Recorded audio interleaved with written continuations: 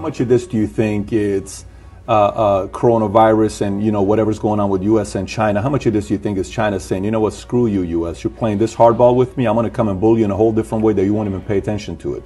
How much credibility do you give to that? 5%?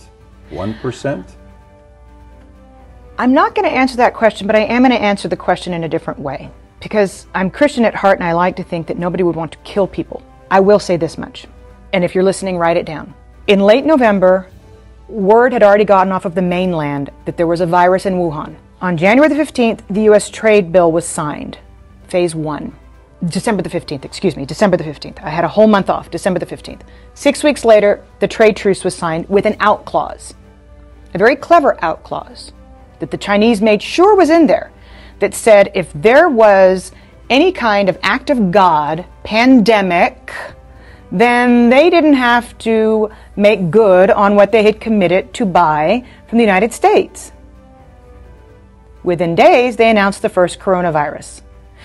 So, did the Chinese know damn well that this thing was running around the world for 6 weeks before they shut down Wuhan?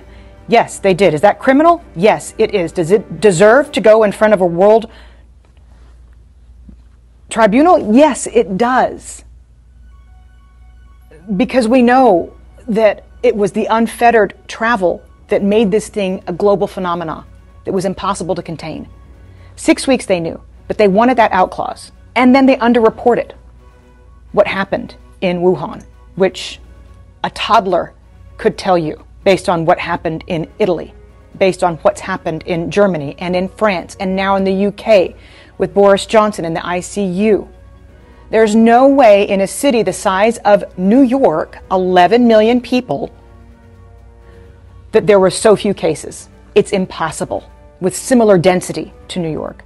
So the World Health Organization should be held accountable for not holding China accountable to providing good, valid data so that the rest of the world could prepare for fewer people to die. And that's what you're talking about.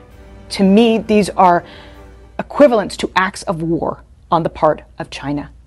And then, equally, whether you're talking about NPR or Fox News, most major media outlets on both sides of the aisle came out and reassured the United States that it was just the flu. Within 24 hours of South Korea's first case being reported, the United States' first case was reported. And what we did was dither. We sat on it for 6 weeks and tried to reassure the public that nothing was happening. Somebody should be held accountable for that, because somebody in the United States intelligence community has to have known what was truly going on in Wuhan. We don't have a CIA for nothing. And yet we told Americans for 6 weeks, while South Korea was testing everybody and shutting the country down, that it was just going to be the flu. So there are a lot of responsible bodies right now that have taken us to the point where we're at, inside the country and in China. And they need to be held accountable.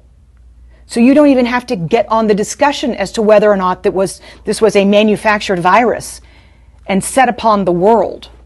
You don't even have to go that far. If we find that in future investigations, then that needs to be prosecuted. But if we just ascertain what is known and a known hushed up secret that the Chinese knew for 6 weeks about the virus before saying anything on the global stage to get a trade deal signed, somebody needs to look into that, because countless lives have been lost as a result. The damages are in the tens of dollars. We're not talking about small here, if that's the case. No, we're not. And we're talking about people losing their family members, and we're talking about trillions of, we're talking about suicides in the future, we're talking about economic hardship. All of this could have been mitigated had China been honest and had the World Health Organization made China accountable. Because at first they said it's not anything to worry about when the WHO first came out and said we don't need to stop everything. Let me ask you, who do you trust the least? Iran, Russia, or China? China. China's got more economic power. Because of that, or because they don't have a free press and because we can't really know what the hell is going on over there? Well, that's just a kicker, but you don't really know what's going on in Iran either. You had global satellite images in Iran showing mass graves. Iran underreported the same. And you can't tell me that in the cold of winter that Russia has as many cases as it's reporting. But at last check, China's 17% of global GDP. They can throw more money around than anybody else. And you just mentioned two of their allies, by the way. That's why I asked it the way I did. And the largest contiguous land border on the planet, by the way, between Russia and China.